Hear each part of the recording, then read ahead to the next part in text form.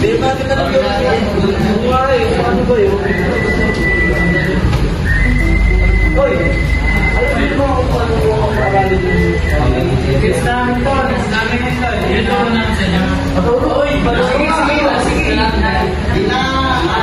Okay, bago tayo mag-start, welcome guys sa aming klase na Fundamental Principle of Counting. Okay, start. Since nahirapan nga kayo dahil din yung medyo na-engineer yung counting. So, what is counting? Counting is a fundamental concept in mathematics that enables us to determine the number of possible outcomes to a given equation. So, para mahanap yung mga possible outcomes, gagamit tayo ng mga principle. So, yung derivation principle and yung multiplication principle. Okay, then two types of ating counting. Addition principle. Use when the choices are mutually exclusive. They cannot happen at the same time. When two events cannot happen together, we use the word or. We add the number of possibilities. So, kapag nabasa natin ng narinig natin, yung salitang or sa isang situation, ang gagawin lang natin, ipag-plus or add lang natin yung possibilities. So, kapag naman, yung gagamitin natin formula sa ating principle is, if event A and event B cannot occur together, the total outcomes is equals to outcomes of A plus outcomes of B. So, ganun lang yung kanalan. Ito naman yung example na ating addition principle. Ito yung example magigis ito kasi papasagutin natin yung mamaya. An ice cream shop allows a customer to pick one option.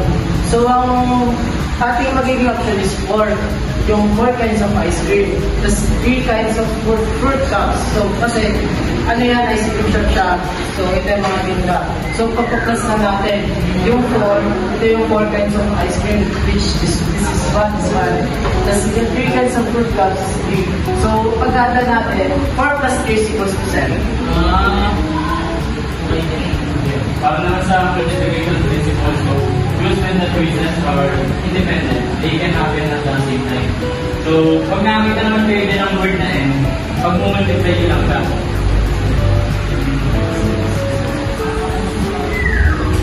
So, yung multiplication principle, when the two events can happen together, we use the word n. Formula of multiplication principle. For example dito, if event A and B can occur together, the total outcomes is equal to outcomes of A times outcomes of B. Okay, we will sa kayo magsasagot ako isang example ng multiplication. For who can answer the question? Read mo na. Read mo na. Okay, Charlie. All companies use about order from 3 choices and case design from 4 choices for each are used combination. Okay, bravo. Sa tingin mo, anong gagamitin natin yung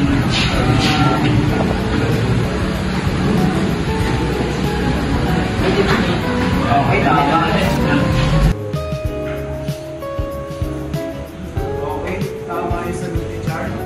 So yan po, since yun na yung topic natin, kahit wala silang masasagutan na natin yung Yun, gano'n lang siya. Yun lang. Maraming salamat.